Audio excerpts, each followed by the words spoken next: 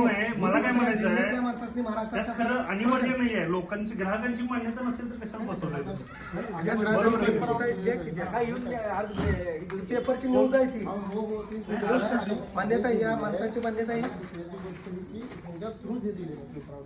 पैकी पण अनिवार्य नाही आहे, असं कुठे कायद्यात उल्लेख नाही आहे. कुठे बातमी कोण पण ऐका छापतो. ऐका तर ऐका मेन जी आर हाच आहे, ह्यातच आहे. तुम्ही मगाशी मी दोन वेळा सांगितलं दाखवलं ह्यातच काय आहे, आहे ती. मेन जी आर मध्येच आहे ती. मी सकाळीच बघितलोय आजच.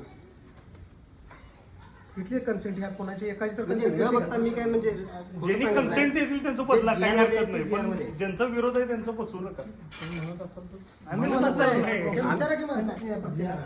अनिवार्य दिलेला आहे, कमांड डॉक्युमेंट दिलेले आहे, त्यासाठी मी डॉक्युमेंट एकाचे अपार्टमेंट दिले, ग्राहक क्रमांक नाही. सर वैयक्तिक द्यायला काय प्रॉब्लेम नाही, ती देऊ शकतो काय- आपण. अपार्टमेंट ज्यांची मान्यता आहे त्यांची त्यांना द्या ना. जे अपार्टमेंट असते तुमच्या सोसायटी सगळ्याची बरोबर मान्यता आहे.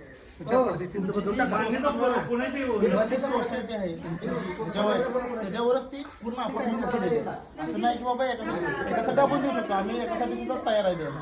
MSCB सांगितलं बाबा एकासाठी लेटर MSCBचं काही प्रॉपर्टी देतो आपण, नाही, काही ती problem प्रॉपर्टी नाही. यांची आमचं डिपॉझिट भरून घेतले तुम्ही. सर डिपॉझिट हे पेंडिंग बिलासाठी घेतात. डिपॉझिट हे तुमच्या Pending बिलासाठी? मग बिल टाकल्यावर काय येतं आमच्याकडे लगेच? टाकल्यानंतर ते पेंट लगेच कटायचं काय त्या बरोबर? बसवलेत. माझं तर मी काढून पेंडिंग असते बिलासाठी घेताय ना, ते बरोबर आहे का? एक लाईट बिल सिक्युरिटी डिपॉझिट बरोबर आहे. मग ते पेंडिंग बिल असलं लगेच काय करायचं? 7 नंबरचे जे आहे त्यांनी पण लोक म्हणजे तर द्या फोन त्यांनी लावून गेलेत मोबाईल.